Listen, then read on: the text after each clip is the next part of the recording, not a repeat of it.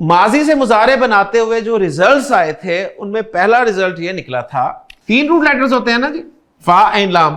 جب بھی فعل ماضی درمیان والے حرف یعنی عین کلمہ کی پیش حرکت کے ساتھ ہوگا تو اس کا مضارع کیسے بناتے ہیں یاد کر لیں. وہی روٹ لیٹرز کاپی کی ہم نے، آخری حرف پیش، علامت مضارع یا، شروع میں زبر سکون. اور میں نے کہا تھا کہ جب بھی ماضی میں پیش ہوگا تو مضارع میں بھی پیش ہوگا. اس کی بہت ساری ایگزامپلز ہیں، ان میں سے ایک ایگزامپل ہم لکھ لیتے ہیں یہاں پر، اور وہ ایگزامپل ہے کرما یکرمو.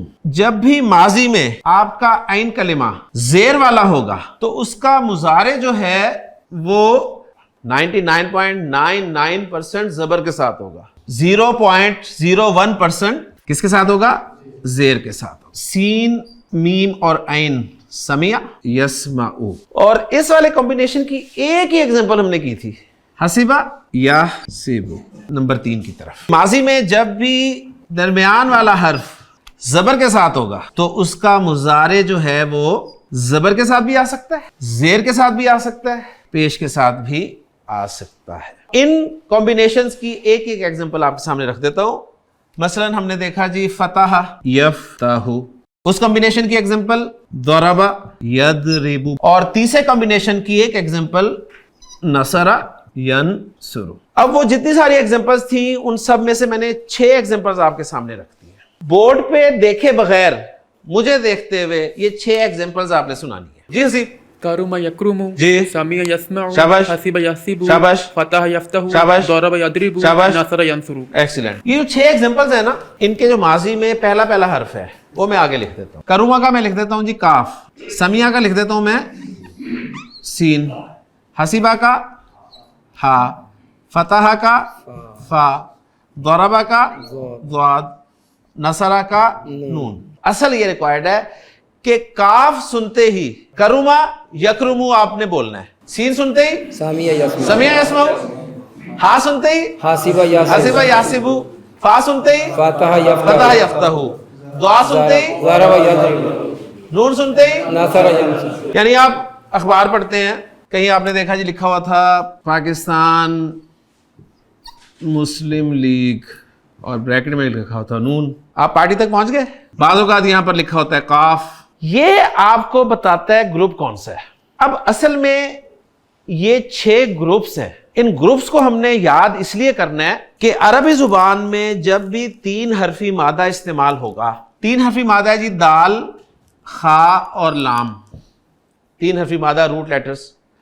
میں کہتا ہوں جی اس دال خا لام سے ماضی اور مضارع بنائیں تو آپ کوئی بھی بنا سکتے ہیں. آپ دخلا بھی بنا سکتے ہیں، دخلا بھی بنا سکتے ہیں، دخلا بھی بنا سکتے ہیں، یدخلو بھی بنا سکتے ہیں، یدخلو بھی بنا سکتے ہیں، یدخلو بھی بنا سکتے ہیں. پھر ان کے ساروں کے کمبینیشن ملا کے کچھ بھی بنا سکتے ہیں. لیکن یہ صرف 6 ایگزامپلز یاد کرنے کا ہمیں جو فائدہ ہوگا وہ یہ ہوگا کہ ہمیں ایگزیکٹ کمبینیشن پتہ چل جائے گا. آپ کو ڈکشنری دیکھنی آ جائے گی. ڈکشنری میں آپ دال خا لام کے آگے لکھا ہوا دیکھیں گے بریکٹ میں نون، آپ کو پتہ چلے گا یہ نون پارٹی کا بندہ ہے، یہ نصرہ والا ہے.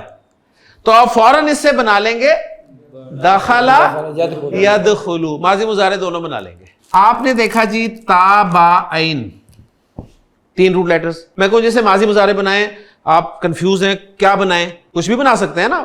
لیکن ایگزیکٹ بتانے کے لیے میں آپ کو جب تک اس کلاس میں ہوں اور پھر میرے بعد ڈکشنری آپ کو بتائے گی، اس کے آگے لکھا ہوا ہوگا سین.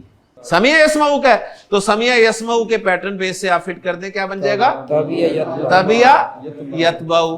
زوا لام اور میم تو میں بریکٹ میں لکھ دوں گا جی ضاد ظلم یظلم.